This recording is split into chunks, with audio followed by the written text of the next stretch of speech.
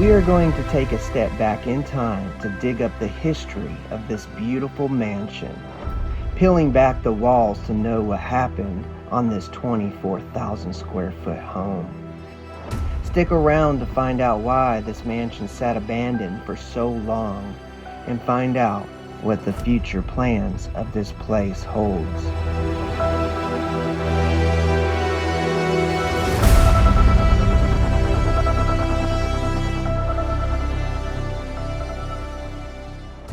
So on today's episode, we were granted permission to film at one of the most iconic and eye-grabbing mansions in Texas, the Sanger Mansion, which has now become publicly known as the Bella Mansion, which is an unfinished mansion that had been sitting abandoned on and off for over 30 years until it was bought in 2020. If you ever traveled to or from Oklahoma on I-35, you might have seen this ginormous home sitting up on the hill on the west side of the highway in Sanger, Texas. Watching the natural decay that slowly took over the mansion over the years, many that passed by would probably wonder why this mansion was never finished and what was its purpose.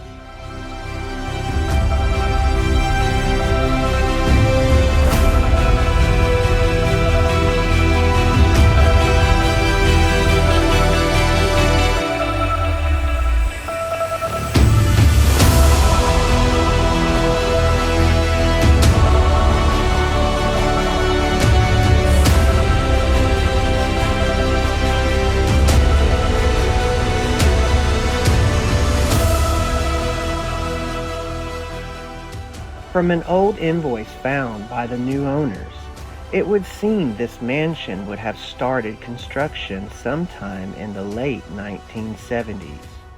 The original owners at the time, Joseph and Julie Powell, built this mansion along with a huge stable on around 70 acres of land.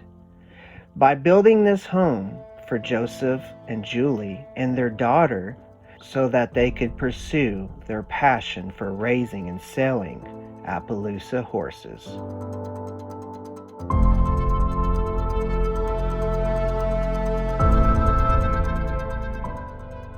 Taking one step into this massive building, from the front entrance, you would be greeted with this humongous spiral staircase that was made completely from steel. An invoice found shows that the staircase alone in today's dollars cost the Powell family $1.3 million to build and install. Just past the staircase straight ahead, you would see one of 6 fireplaces that would leave you in awe. The sitting area wall that the fireplace stands on extends about 25 feet up to the ceiling to the second floor.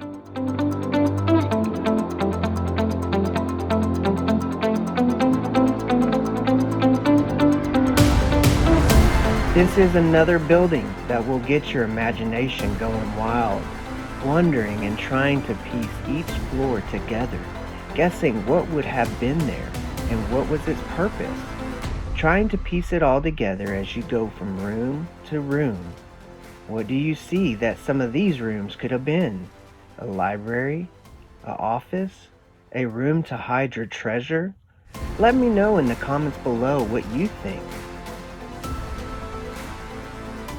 The story goes that Joseph built a stable on the property not far from the home, and it is said that it could keep up to 100 horses with ease. It is also said that he loved horses so much that he actually built an elevator inside the home just so he could take the horses up to the 3rd floor, which was also known to some as the party floor.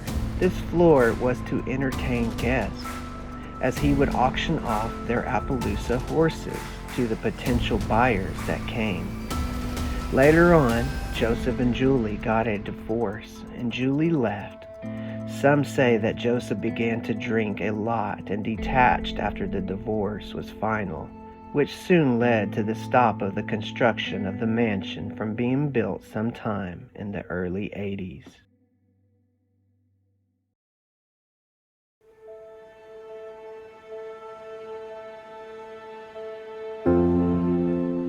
Then in the early to mid-1990s, John W. Porter came in to buy this mansion and planned to continue the construction.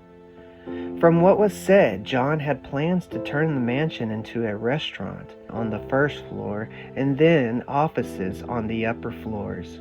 They removed about 1,000 square feet from the original 25,000 square foot home to try to fit their needs in this build for the restaurant and offices. Then one day, a tragic end came to John W. Porter when he had a heart attack in the driveway. Soon later, John died, and the construction stopped once again between 2001 and 2002, sitting abandoned till 2020.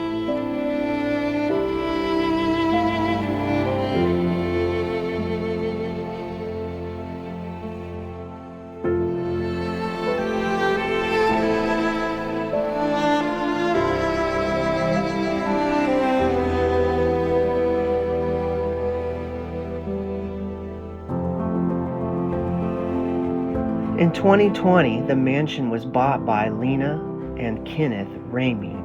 The daughter, Isabel Ramey, will be running the wedding event venue and any other events that might be held at this new and improved mansion. Stated in the Denton RC News, Isabel said, I quote, "I want to go in and make it something everyone in the community can be extremely proud of," unquote. Hence why this mansion has become quickly known as the Bella Mansion. Isabel has been working hard with architects to get the mansion finished and up and running in the year 2023. As a close friend of the family, Kevin Martin oversees the property and construction on the site. The rock stone on the outside that cover 80% of the exterior had to be taken down. They removed over 400 tons of stone as it was deemed unsafe and falling down as the weather over the years had ruined the backing of the stone. This place came with a 3-car garage, which back then, when the original design was made, a 3-car garage was a lot, as the normal was a 1-car garage, even if the house had a garage. There was a plumber that came out and said back in the 70s, the original owner picked out and ordered gold-plated plumbing fixtures. Yes, gold-plated. Unfortunately, they were never installed. This would have been cool to see. As this mansion has finally found hope in being restored and put to use for the community, Isabel's dream will become a reality. They have already started on the landscape on the now 9 acres of land that the mansion sits on, growing its own grapes, which accents the mansion really well. It is said that hopefully they will be able to one day use their own grapes to harvest to make their own wine and have it as an option for their guests at the events that they will be hosting.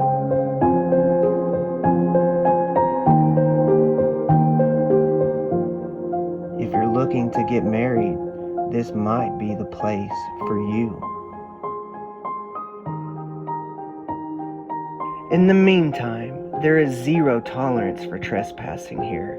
There has been new cameras put in place around the property and in the mansion, not to mention the now constant patrol of police and security around this property.